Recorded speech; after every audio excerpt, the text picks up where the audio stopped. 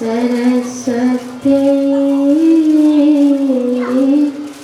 नमः।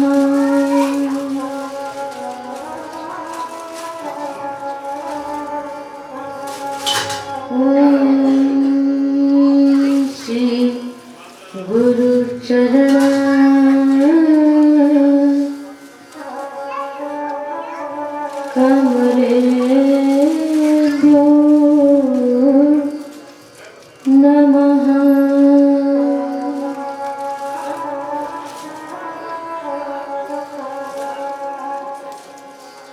रामाय राम भद्राय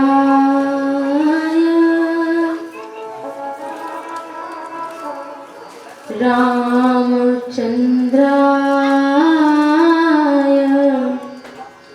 वेधसे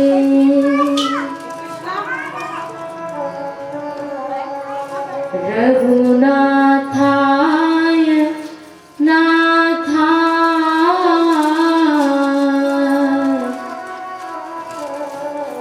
सीताया पतये नमः।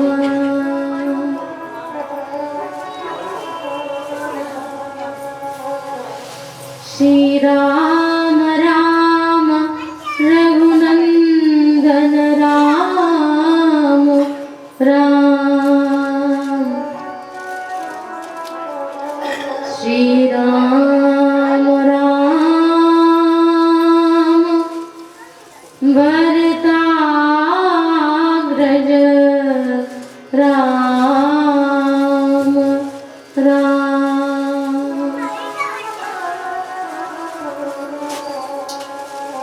श्री राम राम रण कर कश राम राम। श्री राम राम शरणं भव राम राम।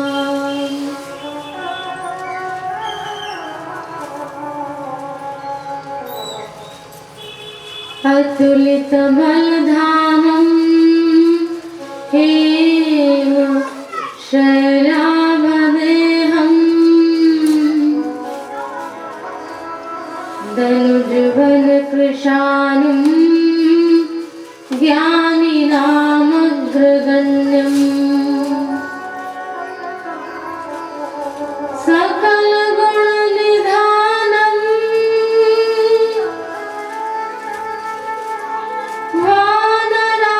वानराणां धीशं रघुपति प्रिय भक्तं वातजातं नमामि।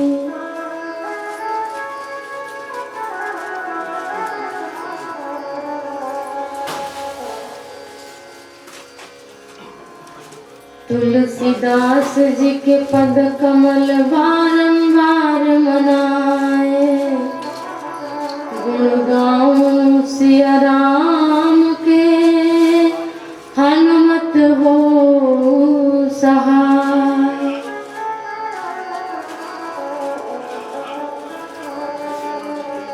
आइए हनुमंत बिराजिए,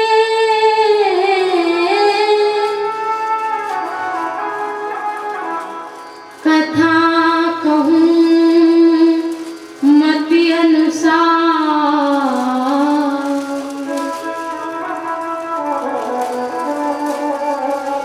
प्रेम सहित गादे धरूं, कथा रसिक हनुमान।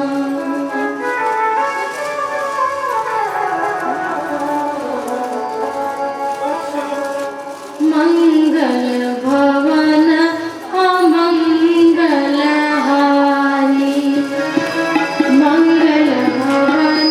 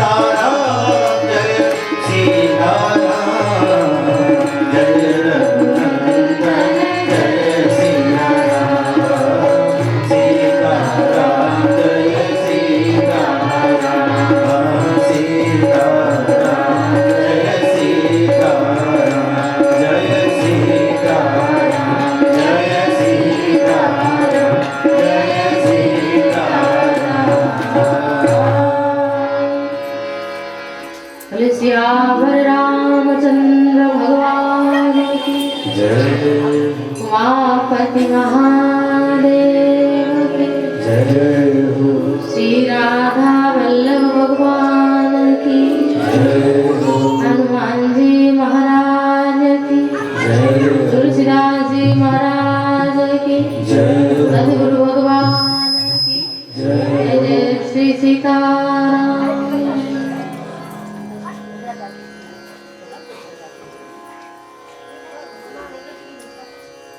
सीताराम अकारण करुणा बरुडालय दीन बंधु कृपा सिंधु मर्यादा पुरुषोत्तम राज राजेश्वर प्रभु श्री सीताराम जी के श्री चरणारविंद में मैं अपने मन मकरंद को लगाते हुए बारंबार प्रणाम करती हूँ। श्री हनुमान जी के चरण कमल में बारंबार वंदन। श्री सद्गुरु भगवान के चरण कमल में मेरा प्रणाम। और यहाँ पर उपस्थित सभी कथा रस रसिक जन भक्तों को हमारा सादर प्रणाम।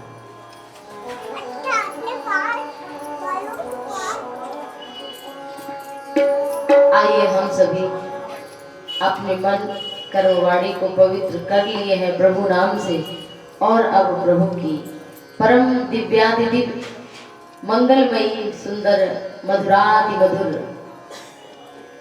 अमृतमयी लीला कथा में अपने मन को ले चले।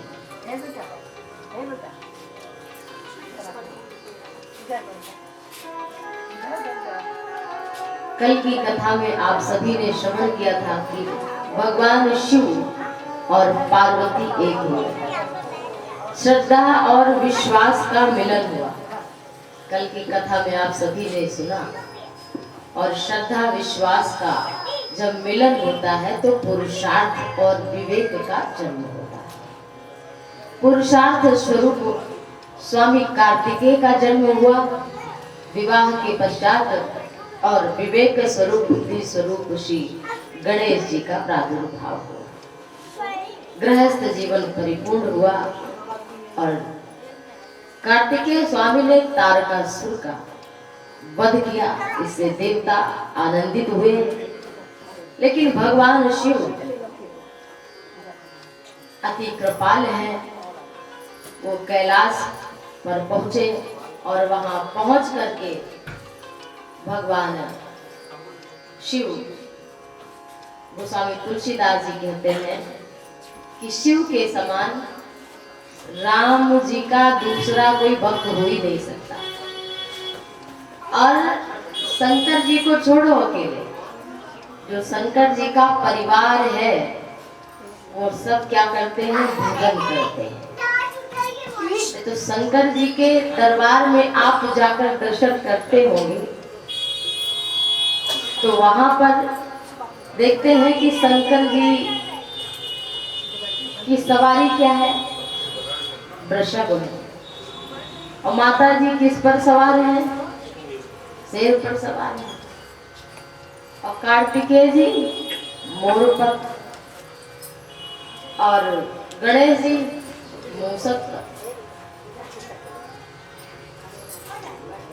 देखो, और शंकर जी के गले में क्या है, सांप।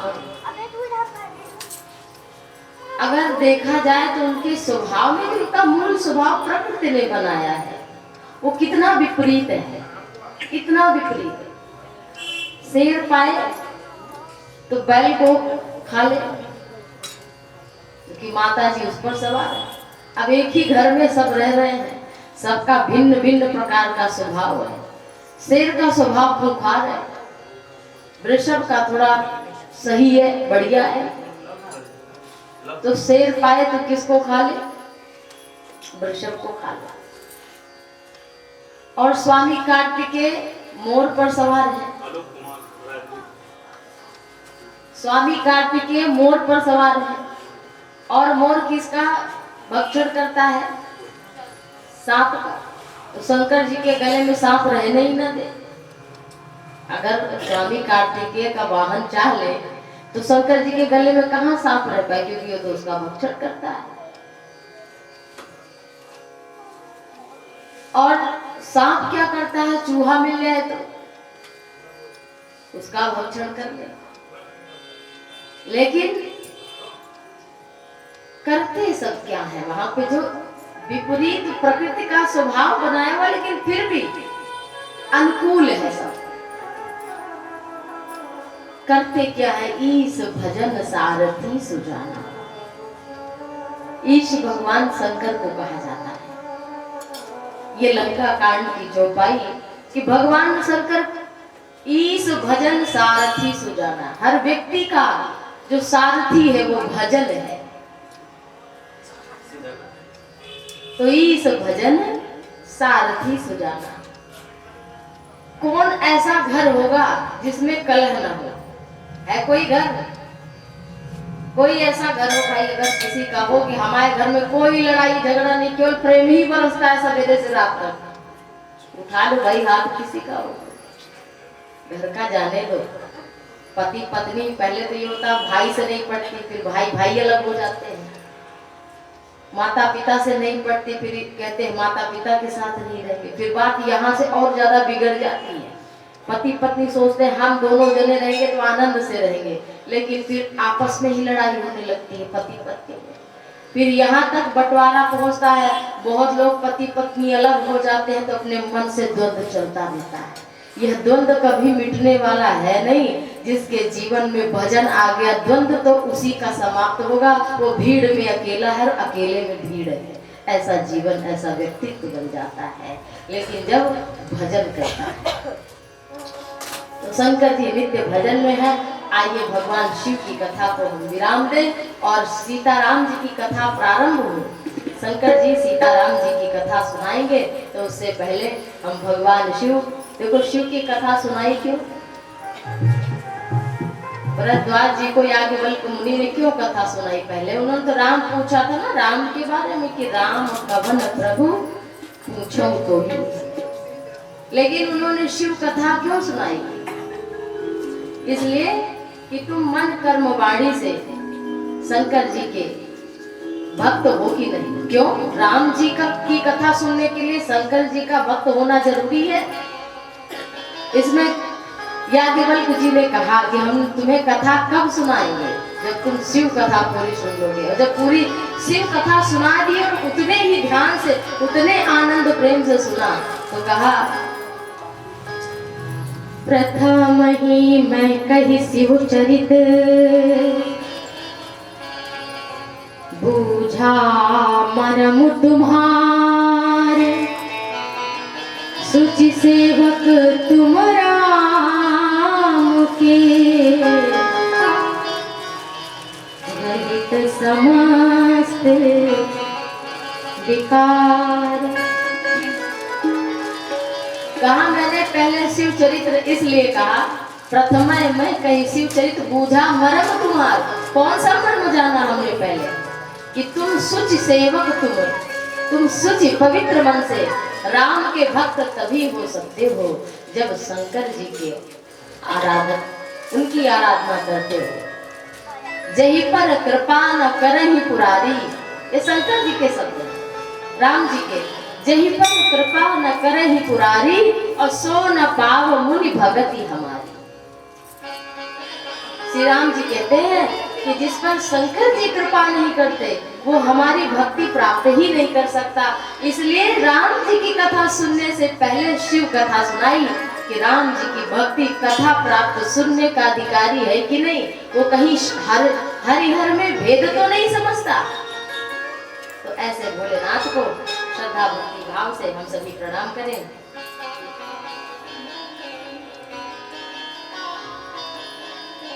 कबहू ना चुकी तेरा काम रे, ओ भजले गौरापति को। कबहू ना चुकी तेरा काम रे, भजले गौरापति को। कबहू ना चुकी तेरा काम रे, भजले गौरापति को। ना चुके तेरा काम रे, भजले गौरापति को। गौरापति को मेरे गौरापति को, गौरापति को मेरे गौरापति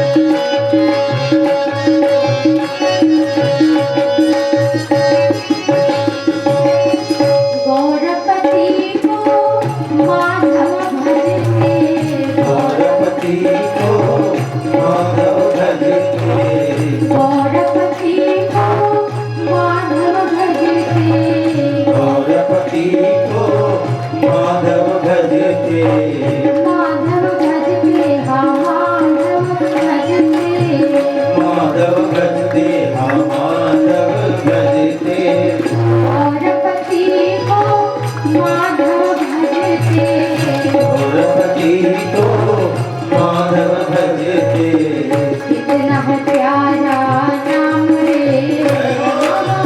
कितना है प्यारा नाम रे, भजले गौरापति हरे प्यारा नाम रे, भजन गौरापति को ना चुके तेरा काम रे, भजले गौरापति को तुझे तेरा काम रे, भजन गौरापति को भजले गौरापति को भजन गौरापति को भजले गौरापति को गौरापति को गौरापति को। बोले उमापति महादेव की तो भगवान शंकर विवाह करके गृहस्थी की जटा को भी समेट लिया कि पुत्र हो गए। अब हमारा कर्तव्य घर का समाप्त, अब हम केवल भजन करेंगे। भगवान भोलेनाथ की जो कथा है वो नहीं कि पहले बेटा हो जाए, फिर बेटा पढ़ ले, फिर बहू आ जाए, फिर पोता हो जाए, तब तक अपना जीवन पूरा खत्म और जैसे आए थे वैसे चलते बने। इसलिए भगवान शंकर कहते हैं कि भैया ये गृहस्थी कभी खत्म नहीं होने वाली। एक आदमी गया गंगा में नहाने, वो बैठा था नहाने के लिए, तो एक संत देख रहे थे कि सवेरे से बैठा, दोपहर होने को आई, अभी तक नहाया नहीं। तो संत ने कहा नहाओ क्यों बैठे हो? तो उस व्यक्ति ने कहा कि अभी गंगा की लहरें खत्म हो जाए तब नहाऊंगा, गंगा की लहरें खत्म हो जाए तब नहाएंगे। तो संत ने कहा तुम मूर्खों जैसी बात करते हो, गंगा की लहर कभी खत्म होगी क्या? अगर नहाना है तो इसी लहरों के मध्य में ही नहा लो, नहीं तो तुम जैसे आए थे ऐसे घर लौट जाओगे, लेकिन नहाने को नहीं मिलेगा। ऐसे ही ये जो लहर संसार की घर की चल रही है, ये गृहस्थी का जंजाल कभी खत्म होने वाला नहीं है। इसी इन्हीं लहरों के सुख दुख रूपी लहरों के मध्य अगर आपका मन करे तो राम कथा रूपी गंगा में अपने मन को नहला लो, और नहीं तो जैसे आए थे वैसे चले जाए। तो लहरें जो है वो कभी मिटने वाली नहीं है, और इन्हीं के बीच में नहाना है। और भोलेनाथ गोस्वामी तुलसीदास जी कहते हैं बड़ी सुंदर पावन पंक्ति,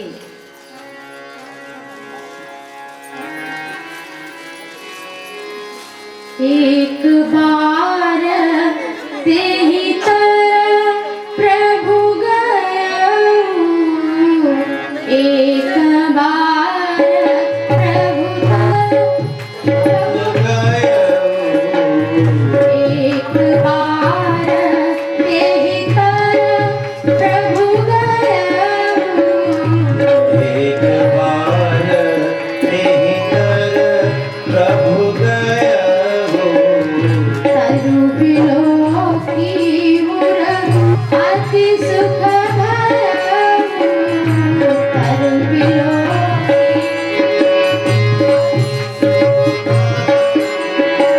निज कैलास नाथ देखु छाया,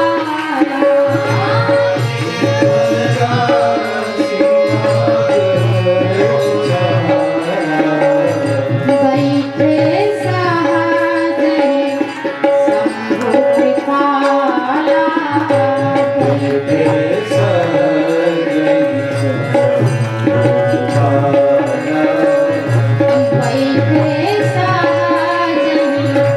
शंभु कृपाला,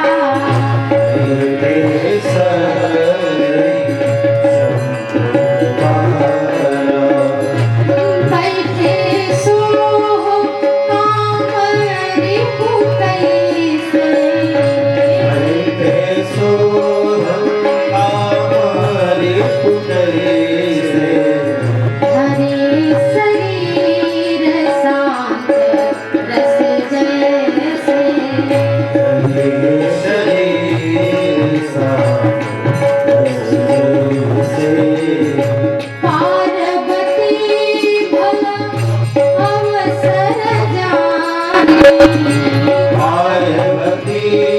विहल अवसर